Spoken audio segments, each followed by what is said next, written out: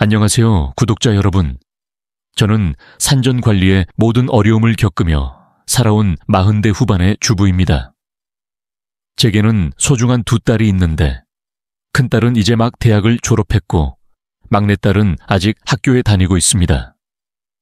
저와 남편은 막내딸이 대학에 가게 되면 직장을 그만두고 함께 여행을 다니자고 약속한 적이 있습니다. 사실 저는 지난 몇 년간 소중한 일상을 위해 눈물로 버텨온 사람입니다.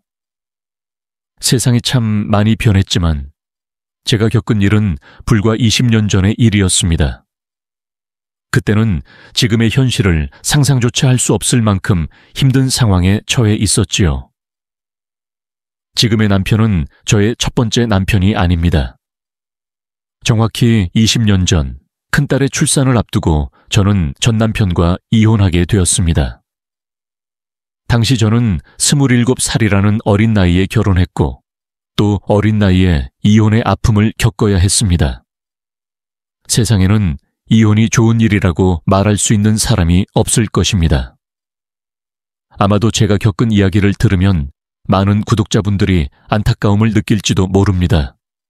종종 사람들이 묻습니다. 왜 그렇게 이혼하게 되었나요? 지금 세상이 어떤데 그런 이유로 이혼을 결심할 수 있나요? 라고요.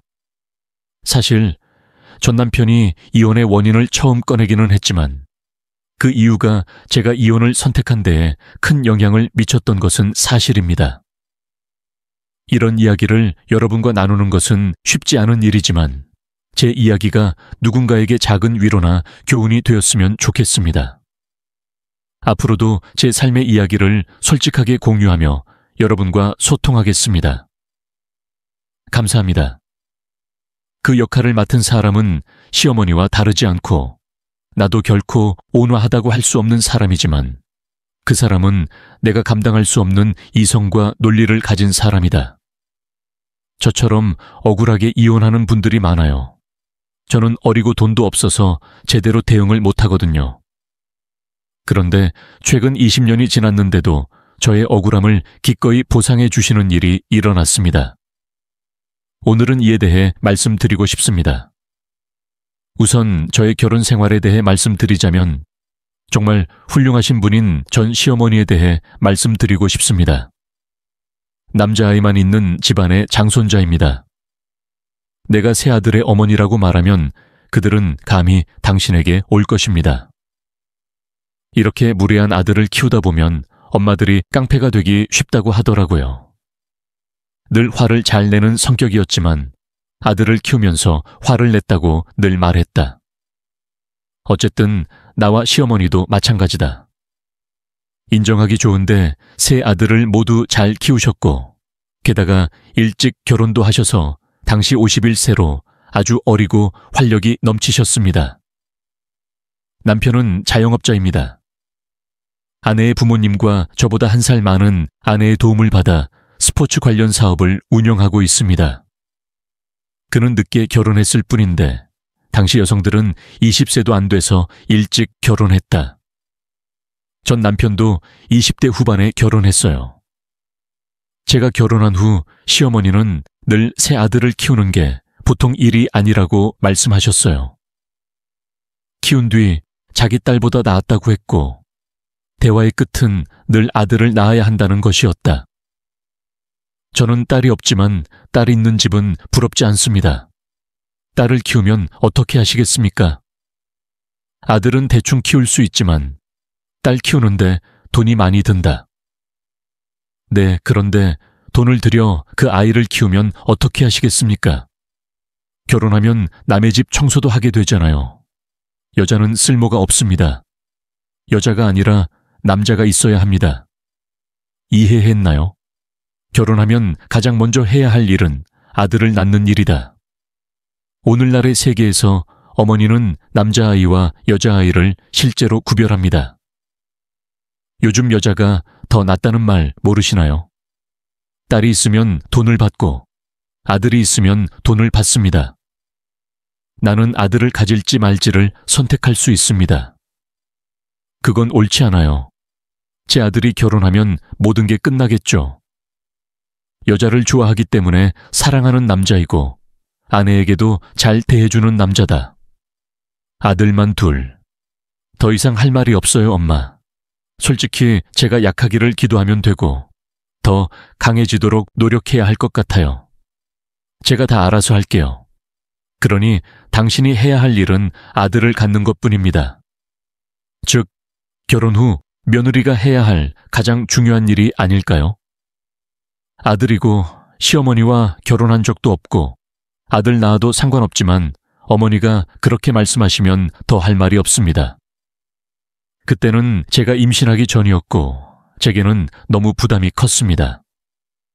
어머니는 제 아들을 잘 키우는데 거의 동네의 리더이셨습니다. 그녀는 어깨에 많은 힘을 쏟았습니다. 좋은 아들을 낳았다고 주변 사람들이 칭찬할 때마다 행복한 어깨를 으쓱하며 살아가는 사람이다. 내 아들에 대한 어머니의 집착은 거의 미쳤습니다. 저도 두렵고 부담스러워서 첫 아이를 임신하게 되었어요. 어머니께서 그동안 얼마나 고생하셨는지 모르겠지만 아들이 태어나려면 앞으로 한 달이 더 걸린다고 하더군요. 내 아이가 태어나면 좋은 날이 될 거라고 생각해서 태어났어요. 처음 몇 번은 어머니의 진심이 생각나고 감사했지만 결혼한 직후에는 아이가 없었습니다. 점점 가까워지기 시작했고 나도 매우 무거워졌습니다. 그러다가 첫 아이를 임신했을 때 엄마가 미쳤어요. 그녀가 임신했다면 나는 그녀를 내버려 두겠지만 그게 전부입니다. 그것은 사실이 아닙니다. 어머니는 태아의 성별을 알아내기 위해 최선을 다하셨습니다. 요즘은 일찍 말해줬다고 하는데 제 임신은 그렇지 않더라고요. 임신 25주까지는 아기가 엄마나 아빠를 닮았다고 했어요. 시어머니 때문에 아들이 얼마나 스트레스를 받았는지 모릅니다. 글쎄요, 전혀 그렇지 않습니다. 병원에서는 이미 남자아이인지 여자아이인지 말해주셨는데요. 엄마, 아직 아기가 나오지 않았어요. 저 사람이 당신 아들이에요. 제가 임신했을 때 당신의 배가 컸어요. 그는 내 아들과 같습니다. 나는 그것을 본다. 내 배 모양을 보고 분명히 내 아들이라고 했는데 배 모양으로 성별을 알 수 있었어요. 조금만 기다리면 병원에서 알려줄 거예요. 너무 조급해하지 마세요. 성별이 나오면 바로 말해줄게. 오냐는 이 엄마에게 먼저 말해야 해. 남자라면 당장 성전에 가서 기도해야 하고 할 일이 많을 것으로 예상됩니다. 아들이 아니었다면 어머니가 많이 서운해하셨을 텐데 딸이더라도 어머니가 내 혈통을 방치하지는 않을 것 같아요. 내 성별, 어머니가 아들에게 너무 엄격하다면 제가 개입할 수 있도록 도와주세요. 내가 누구에게 그런 말을 하겠는가? 물론 남편과 함께 하겠지만요. 그런데 남편이 제일 먼저 그런 생각을 안 했어요. 어머니의 어려움을 이해하고 어머니의 감정을 어느 정도 이해할 수 있습니다. 심지어 아들을 낳지 못하면 아들을 낳을 때까지 기다려서 낳아야 한다고까지 말씀하셨습니다. 여자는 많은데 남자는 낳아야 해서 임신한 엄마를 만날 때마다 스트레스를 받아서 남편 집에 가기가 싫다. 바람으로부터 나를 지켜주는 사람이 되어주세요. 그 당시 나는 어렸고 남편밖에 몰랐습니다. 아들이 없었다면 어땠을까 하는 생각이 사소한 걱정에서 걱정으로 바뀌었습니다. 내 뱃속에 있는 아이는 내 아들에게는 좋은 일이었을 텐데 안타깝게도 내 뱃속에 있는 아이가 아직 태어나지도 않았음에도 불구하고 그는 내 뱃속에 있는 아이가 여자라는 것을 알고는 차갑게 대했습니다. 다른 아이를 낳게 해주세요.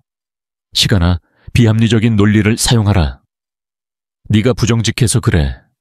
우리 집이 아들이 많은 집인 줄은 몰랐는데 네가 첫째 딸이구나. 내가 당신을 선택할 때 당신은 나를 보호해 주었습니다. 그리고 당신은 뱃속에 있는 아이도 신경 쓰지 않고 내게 줍니다. 당신은 내게 스트레스를 주었다. 그 긴장감은 고스란과 내 아내 사이의 논쟁으로 이어졌습니다. 여보, 네 엄마가 정말 화가 났구나. 당신의 첫째 딸과 당신은 너무 무관심해요. 엄마는 여자도 아닌데 왜 아들을 꾸짖나요? 그녀도 마찬가지인 것 같아요. 글쎄요, 과거의 어른들은 다른 선택의 여지가 없었습니다. 왜냐하면 어머니는 아들이 세 개인 것을 너무나 자랑스러워 하시기 때문입니다. 그렇다면 당신은 우리 어머니가 나에게 시키는 대로 아들을 낳기 위해 노력하지 말았어야 했다. 성별이 요인입니다. 엄마로서 생각을 바꾸려는 노력이 필요해요. 내 아이가 이러한 스트레스에 노출된다면 어떻게 될까요? 지금 우리 집으로 와도 돼요.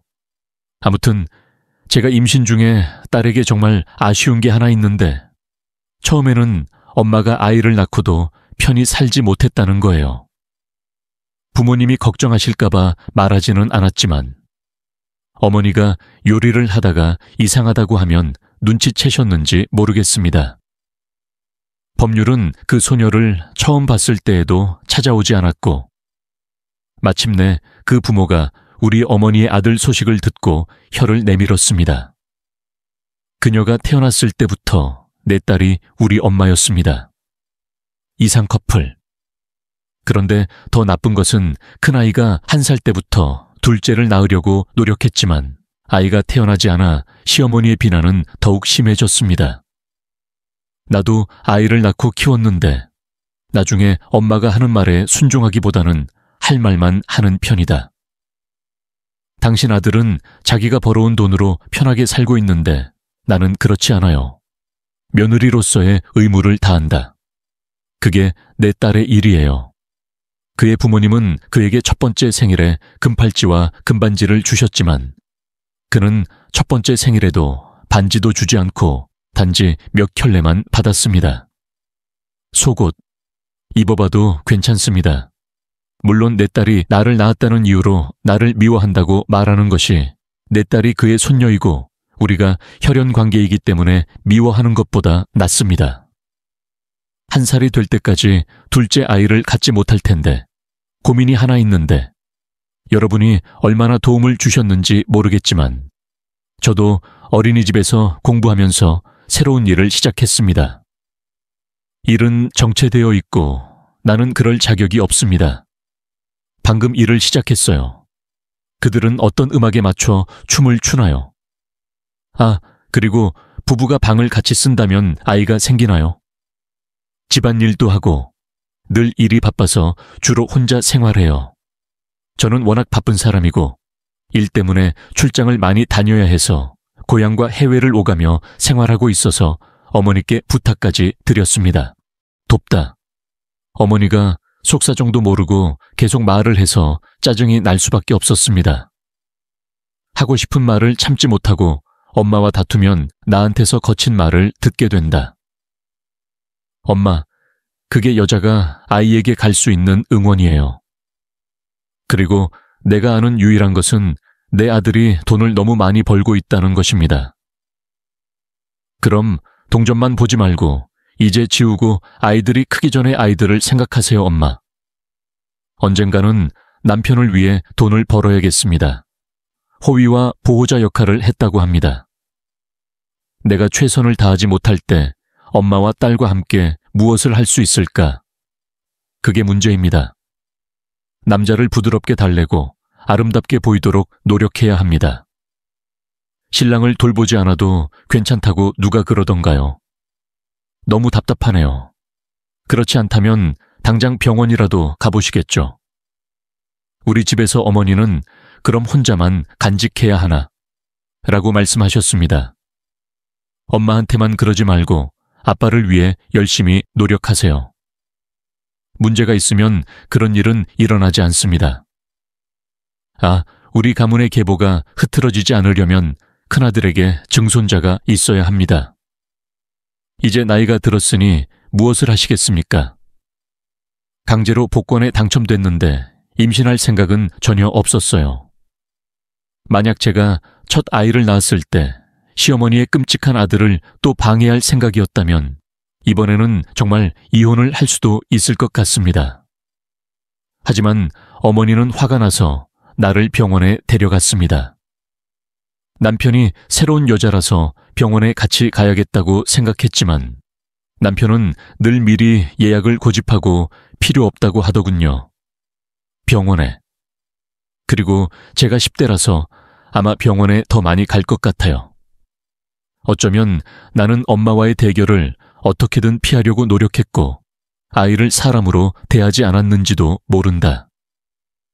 자랑을 하려고 명절 외에는 지금 생각해보면 남편이 정말 무관심하고 못된 사람인 것 같습니다. 단지 돈을 벌기 위해 자녀 양육과 시어머니의 갈등에 신경 쓰지 않는 척 했습니다. 남편이 단 한 번만이라도 내 옆에 서 있었다면 어머니는 나를 구하기 위해 그렇게 애쓰지 않았을 것이다. 열심히 노력했는데도 아이를 갖지 못한 이유는 포기하고 혼자 인생을 마감해야겠다는 생각과 엄마와의 갈등 때문이었습니다. 남편과 나는 남편과의 관계에서 거리를 둘 수밖에 없습니다. 남편은 늘 내게 불만을 갖고 있고 나는 다른 며느리들의 말을 잘 듣는다. 그녀는 또한 내가 어머니에게 하는 말에 만족하지 않았습니다. 아무 말도 하지 마세요. 이혼에 대해 한 번도 생각해 본 적이 없는 것은 아니다. 사실 저는 아이를 키우다 보면 이혼에 대한 생각을 자주 합니다. 저는 고작 20살이었고 매우 힘들었습니다.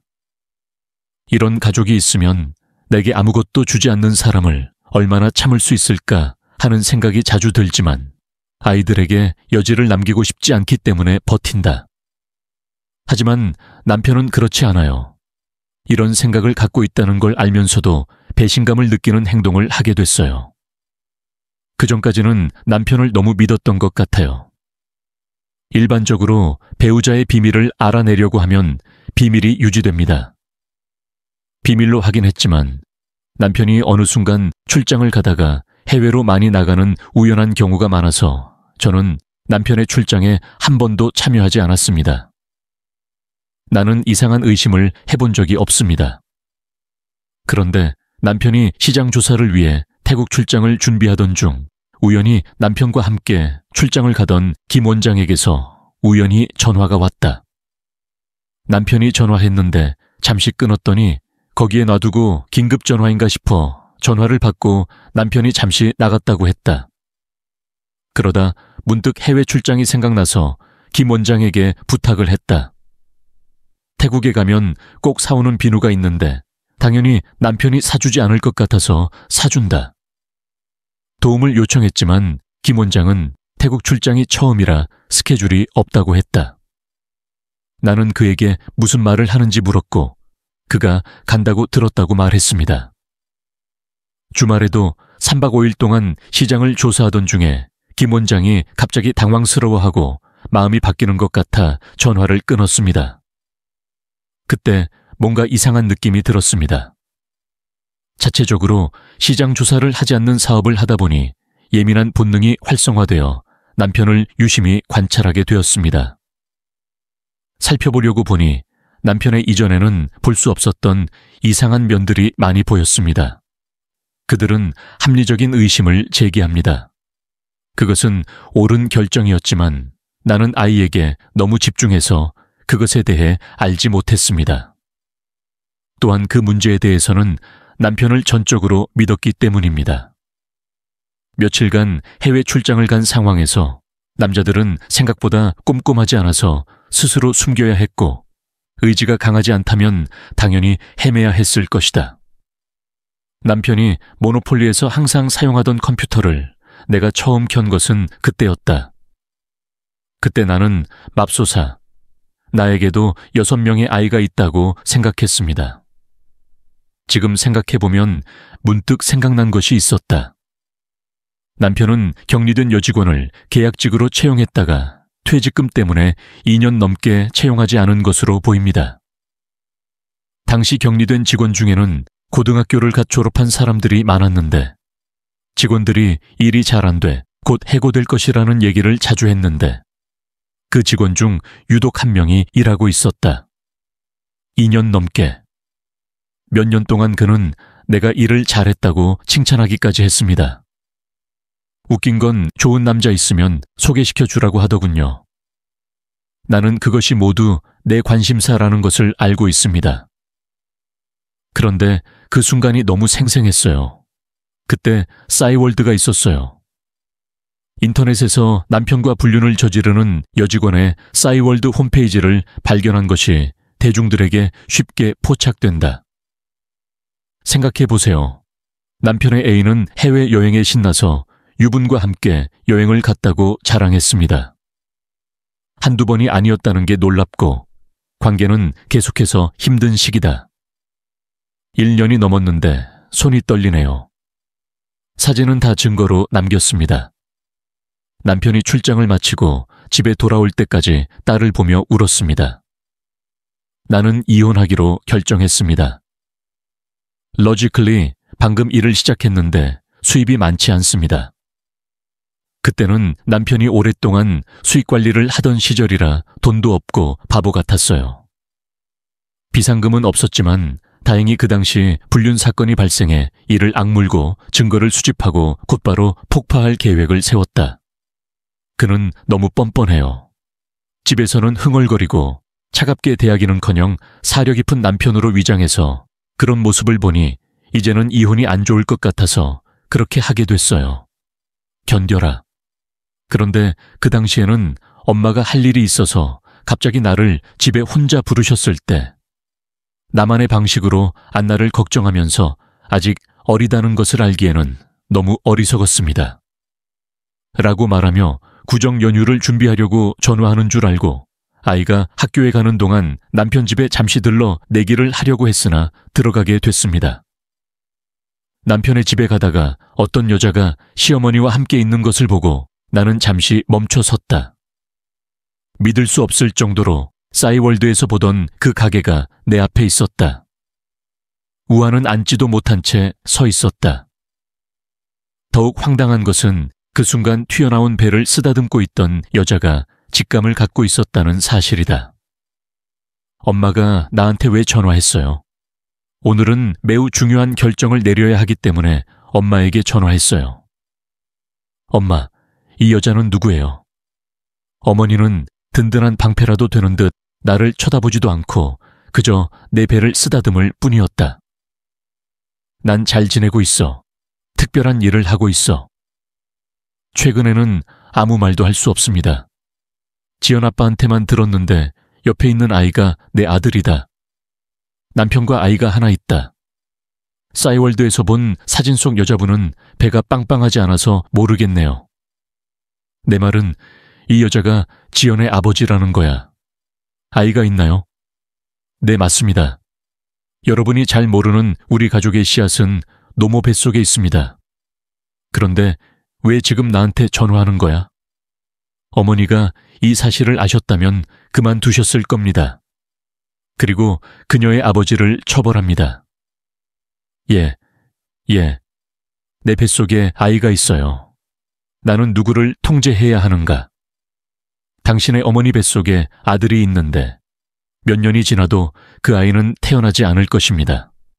그것을 시도하십시오. 딸이 하나뿐이어서 아직 답변이 나오지 않았습니다. 내가 왜 당신에게 전화했다고 생각해요?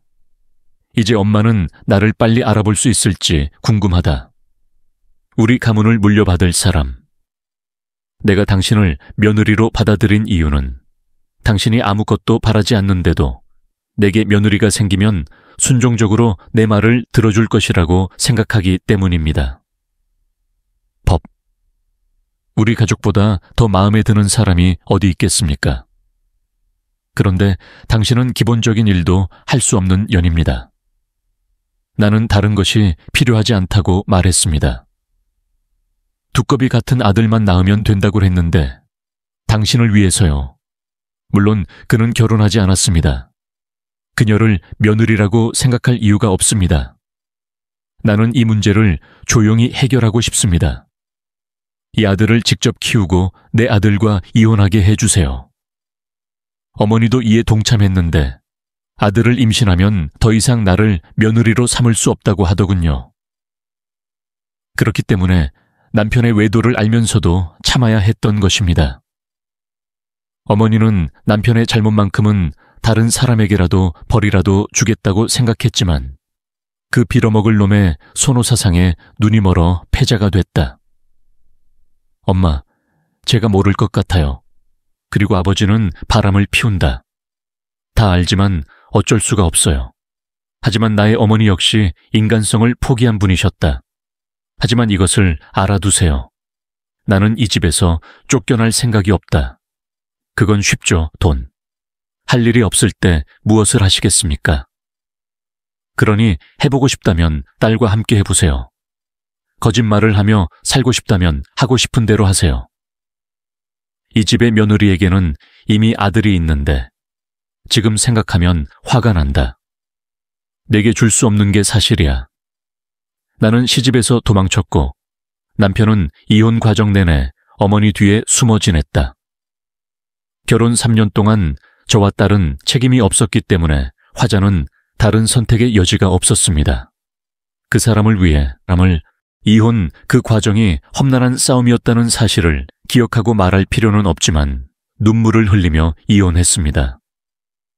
경제적으로 활동하지 못하고 자산의 영속성에 기여하지 못합니다.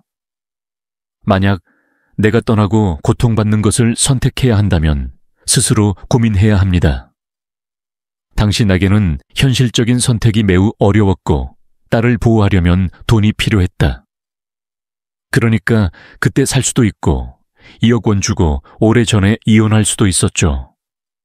남편을 떠나면 더 잘 혼내는 시어머니와 함께 살고 싶지 않습니다. 남편은 제가 이혼하면 딸이 고등학교 졸업할 때까지 책임져야 한다고 하더군요. 자기 딸이기 때문에 어차피 봐주겠다고 했는데 남편은 이혼한 이후로 딸을 한 번도 본 적이 없습니다. 그리고 그녀에게 자녀 양육비로 한 푼도 주지 않았습니다. 자녀 양육비를 지불하고 그를 감옥에 보냈지 만 이전에는 여성이 이혼하기가 매우 어려웠습니다. 내가 양육비를 주지 않고 그 남자가 재산을 다른 사람에게 주면 나에게는 아무것도 남지 않습니다. 결국 남편은 잔인하고 무책임한 사람이 되어 딸을 혼자 키웠고 전 남편과 딸의 천년 인연을 깨뜨렸다. 내 딸의 특별한 점은 한 번도 그런 적이 없다는 것입니다. 그의 친아버지에 대해 물어보니 마음이 아프네요. 나는 내 아이에게 가족을 욕한 적이 없지만 자라면서 주변 가족의 이야기를 듣고 직감적으로 알았을 수도 있다고 생각합니다. 그런 다음 그는 계속했습니다. 그러던 중 우연히 사업을 하는 친구의 도움으로 사업을 시작하게 되었습니다. 중국의 보다리 상인들이 큰 돈을 벌던 시절이었다. 어쩌면 내가 적시에 왔을지도 모르지만 이혼 후 사업이 성공해 살던 집을 팔고 서울에서 사업을 시작했습니다. 집을 사서 이사했어요. 이를 악물고 살아가야 했던 시간이 얼마나 컸는지 말로 표현할 수 없습니다. 유일한 목적은 아이들을 잘 키우는 것입니다. 그러다가 딸이 있어서 결혼을 하지 않았다는 지금의 남편을 만났습니다. 최은이 아니어도 나를 사랑해요. 형편없는 차를 몰고 벤츠를 산다는 말이 내게도 해당된다. 그렇게 지금의 남편과 저는 이혼 후 8년 만에 재혼했습니다. 그는 우리 딸을 자기 딸처럼 키웠습니다. 어린이. 나한테 준 사람이 바로 이 사람이다.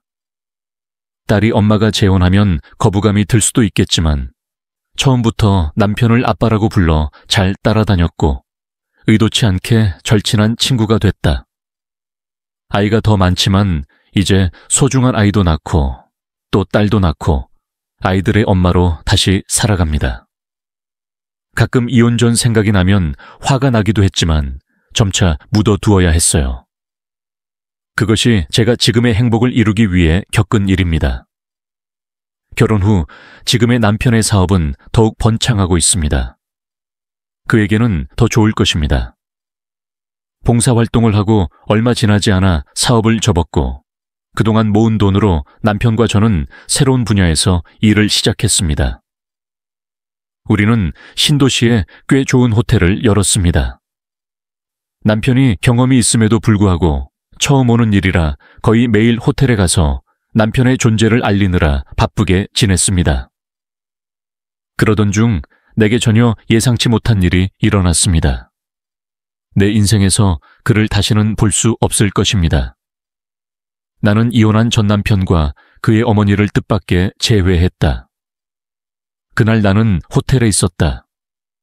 바쁘게 복도를 걷고 있는 동안 누군가가 내 팔을 만졌습니다. 호텔 손님이 나를 붙잡는 줄 알았다고 해서 나도 웃으며 응수했다. 하지만 나를 붙잡은 사람의 얼굴을 보자 차갑게 돌아섰습니다. 얼굴이 아랍인이네. 그 사람이 나와 이혼했어요. 나를 이렇게 하게 만든 전 시어머니가 있다. 맙소사, 혹시라도 지원 엄마 말이 맞아요. 나는 세차장에서 전 시어머니의 손을 뿌리치며 네, 지원 어머니예요 라고 말했다. 이런 곳에서 어떻게 만날 수 있나요? 어머니는 시간의 흐름을 피해가지 못하셨나 봐요. 그녀는 많이 늙었습니다. 나는 매우 놀랐다. 20년이 지났음에도 불구하고 그녀는 여전히 무례한 말을 한다. 도대체 당신은 누구입니까? 나는 당신을 보자마자 당신을 알아봤습니다. 그리고 나는 놀라서 당신을 잡았습니다. 정말 우리 가족과의 계약을 해지하러 여기까지 오셨나요? 도대체 무슨 말을 하는 것인지 궁금합니다. 아니요, 있기 때문에 호텔에 가서 일이나 해라. 나도 바빠서 눈치채지 못한 척 지나쳐간다. 웃지 마세요. 소식 들으셨는지 모르겠지만 우리가 지원을 상대로 범죄를 저질렀다면 그럴 만한 가치가 있었습니다. 네가 여기 와서 소란을 피울 이유가 없으니 내 아들보다 먼저 나가라. 당신의 눈을 사로잡았습니다. 오늘 파티가 호텔에서 열리는지 어떻게 하나요? 나는 소리가 나기 전에 밖으로 나갔다. 내가 한 일은 정말 놀랍습니다. 가수라고 완전 오해를 받았어요. 그녀의 칠순 생일 파티를 방해하기 위해 20년 만에 호텔에 찾아왔다. 웃긴 건 거짓말처럼 남편도 저를 보고는 자기 가족의 소송이 저를 밀어내기 위한 거라고 생각해서 자기 어머니보다 더 놀랐어요. 그의 손.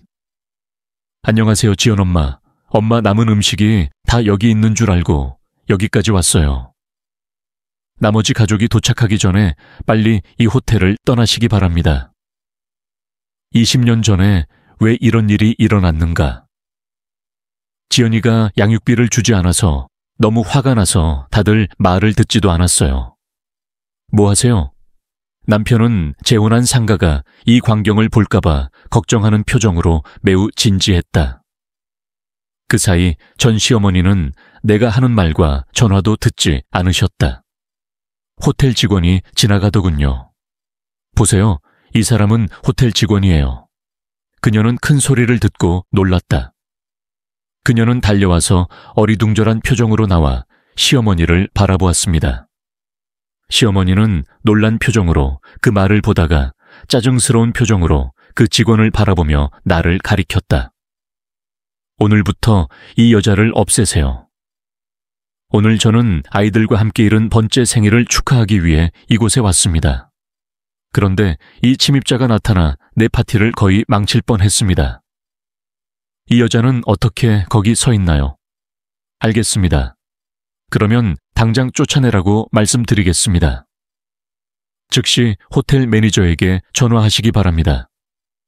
이 여자가 왜 우리 집안의 일을 알고 있었는지 철저히 조사하겠습니다.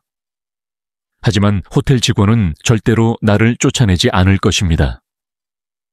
직원은 매우 당황한 표정을 지으며 전시회에게 죄송합니다, 선생님. 지금 누구를 해고하라고 하시나요? 라고 말했다. 건지에 있는 이 사람은 내가 쫓아낼 수 있는 사람이 아니다. 그리고 당신이 호텔 책임자라면 지금 당장 이 사람에게 말을 걸어야 한다. 여기 부인은 이 호텔 CEO의 부인이자 동료입니다. CEO, 그러자 방금 직원을 혼낸 전 남편과 시어머니가 도처에 있었다. 방문했을 때 완전 어안이 벙벙했어요. 이 여자는 호텔 책임자라고 하더군요. 여기 여자가 CEO예요. 무슨 일인지는 모르겠지만 심각한 실수를 하신 것 같아요. CEO를 해고할 수는 없습니다. 저희 씨 2.5 호텔이니까 소란을 피우시는 고객님들은 사과를 하셔야 합니다. 그 후 직원은 내게 인사를 하고 불쾌한 상황에서 서둘러 떠났다. 당신이 이 호텔의 주인이라고요? 말이 되네요. 아이를 가진 암캐가 부자를 능가했습니다. 호텔에서 전 남편은 아무 말도 못하고 금붕어처럼 조용했습니다. 그 사람이 소란을 피워서 내가 상황을 해결했어요. 누가 누구를 쫓았는지 모르겠습니다. 이 호텔은 내 호텔이기 때문에 내가 여기에 있는 것이 당연하다. 남의 집에서 파티를 할 테니 파티를 즐기고 떠나세요. 당신을 위해서는 이제 돈이 충분하므로 후회할 것이 없습니다. 예전처럼 좋았어. 저는 집안일을 잘 못해요. 아, 소중한 아들을 잘 키우고 계시나 봐요. 우리 지연이는 현재 대학 졸업 후 유학을 준비하고 있습니다. 왜 유학을 가나요? 당신은 나를 내 딸의 양아버지로 만들었습니다. 그건 누군가가 나를 속이고 전처를 쫓아낸 것이 아닙니다. 감히 내 딸이라는 말을 입에 올리다니. 호텔에서 하고 싶은 말은 조용히 떠나는 것이 좋다. 왜 파트너에 대한 가장 큰 복수는 당신이 잘 살고 있다는 것을 증명하는 것입니다. 전 남편이자 어머니인 저에게 처남이 느닷없이 등장한다는 것 자체가 짜릿한 복수다. 그날은 몰랐을 수도 있겠지만 저는 시호입니다. 1년 중 7일은 확실히 그다지 흥미롭지 않습니다. 성공했지만 재혼으로 인해 엄마와 딸 모두 혼란스러워졌을 것입니다. 가족들은 그 많은 호텔 중에서 왜 남편과 함께 운영하는 호텔로 왔는지 궁금해했습니다. 첫 번째 일을 축하하는 날인가요? 20년 전 억울한 일을 만회하는 것이 천리인가? 그 후에도 세상은 여전히 돌고 있다는 사실을 다시 믿었는데 생각했던 대로 이상했다. 나의 오래된 결혼 생활에 대해 나는 전혀 압도감을 느끼지 않습니다. 전 남편과 함께 시원은 그 슬픈 얼굴을 떠올리며 기분이 상쾌했다. 얼마나 됐나요? 호텔에서 온 가족을 만났는데 또 한 가지 놀라운 일이 있었습니다. 전 시어머니와 전 남편이 함께 호텔에 가서 무리한 요구를 했기 때문이다. 알고 보니 전 남편은 재혼해서 아들을 봤지만 그 여자는 그를 떠나 다른 사람과 바람을 피운 것으로 드러났습니다. 친구, 그래서 이혼했어요. 그는 상심하여 사업을 시작했습니다. 그는 내가 망했다고 말했다. 어머니 칠순 잔치를 호텔에서 하느냐고 묻자 칠순 잔치는 비용을 지불했다고 했다. 돈을 모아 만든 둘째, 셋째 아들을 위해 무슨 말을 하는지 아시나요? 그는 호텔에 일자리를 구했습니다. 나는 청소를 아주 잘하고 우리는 한 달 동안 가족이 되었나요? 글쎄요, 생각해보고 나한테 일을 좀 주세요. 시연아빠한테 부탁 좀 해주세요. 내 아들에게 돈이 필요한 곳은 어디입니까? 내 아들은 다른 사람을 위해 일한 적이 없습니다. 그의 인생에서, 직장에서, 하지만 호텔이라면 여기도 괜찮을 것 같아요. 부끄럽지만 만나러 왔어요. 지원 엄마, 우리가 이혼할 때 나도 이혼할 수 있었어요. 내가 당신에게 준 것이 아니라 당신이 내게 준 것입니다. 그러니 저에게 그만큼의 은혜를 주셔야 할 것 같습니다. 전 남편이 직접 말했지만 부끄러워하지 않고 어머니 뒤에 숨었습니다. 그는 나를 바라보기만 했고 나는 더 이상 들을 수 없었습니다. 그 사람이 나와 함께하고 싶어 하는 만큼 나는 전 남편과 현 남편을 충돌하게 만들고 있어요. 같은 호텔에 묵으면서 화내지 말고 바로 나가세요. 그때 집 안 주면 조용히 있을게요. 저 결국 제가 쫓아내지 않을 거라는 걸 알아주시고 김 부장님은 모두들 당장 나가라고 지시해 주세요. 그들이 내게 와서 일자리를 구하는 것은 우스운 일이지만 잠시 후에 우리도 그렇습니다. 딸의 전 남편이 찾아온다는 소식을 듣고 나는 그의 목을 잡았습니다. 내 딸은 아버지의 얼굴은 물론 할머니의 얼굴도 기억하지 못합니다. 그녀는 전 남편이 내 딸에게 돈을 요구했다고 말했습니다. 엄마가 모아둔 돈이 있으면 비밀로 해달라고 부탁해요. 정말 미쳤나요? 너무 화가 나서 당장 경찰에 신고하고 싶었지만 딸이 아마 이길 것 같다고 하더군요. 다시는 돌아오지 않을 거예요. 엄마, 걱정하지 마세요. 그들은 확실히 다시는 돌아오지 않을 것입니다. 무슨 뜻이에요? 엄마한테 연락해야지. 그러는 게 어때? 이봐. 아니야. 그 사람은 누가 치료를 받나요? 엄마와 아들은 누구를 처벌할 것인가? 나는 나를 낳아준 아버지의 얼굴도 기억나지 않고 아버지도 그렇게 말씀하셨다. 그는 이제 나의 유일한 아버지입니다. 그 사람도 내가 자기 아들이 아닌 줄 알고 6파운드를 주겠냐고 다시 물었어요.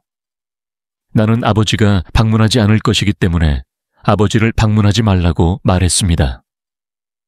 안으로 들어가면 뼈도 되살릴 수 있으니 조용히 하고 아무 말도 하지 말라고 했습니다. 그 사람이 도망갔을 때에도 나는 그 사람에게 모든 것을 말했어요. 경호원이지만 그럴 필요가 없다는 걸 잘 알고 있어요. 다행히도 그는 자신의 딸 때문에 당황스러워했습니다. 그 후 지금은 더 이상 무엇을 바랄 것도 없이 비록 생활이 만족스럽지는 않지만 가족들을 돌아보며 20년 전 겪었던 이혼의 아픔을 갚아가는 삶을 살고 있습니다. 20년이 흐른 지금 정의와 공평이 결국에는 돌아온다는 사실을 절실히 느끼고 있습니다. 나 역시 한때 어리석게도 이혼의 길을 선택했던 사람이었습니다. 때로는 내가 왜 그렇게 어리석었을까라고 자책하기도 했지만 그 과정을 통해 마음속 깊이 남아있던 원망과 서운함을 씻어낼 수 있었습니다. 과거는 과거일 뿐, 지금 이 순간 그리고 앞으로의 삶은 오직 행복으로 채울 것이라고 다짐합니다. 혹시 이 글을 읽는 분들 중 저처럼 억울한 결혼 생활을 견디다 결국 이혼을 선택했던 분들이 계신다면 제가 꼭 해드리고 싶은 말이 있습니다. 억울함에 매달리지 말고 각자의 길을 찾아 스스로의 삶을 열심히 살아가세요. 그러다 보면 언젠가 하늘이 반드시 공평하게 당신의 진심을 알아줄 날이 올 것입니다. 이것으로 제 인생 이야기를 마치겠습니다. 긴 시간 제 이야기에 귀 기울여 주신 모든 분들께 진심으로 감사드립니다. 앞으로도 행복하고 건강한 날들이 가득하시길 바랍니다.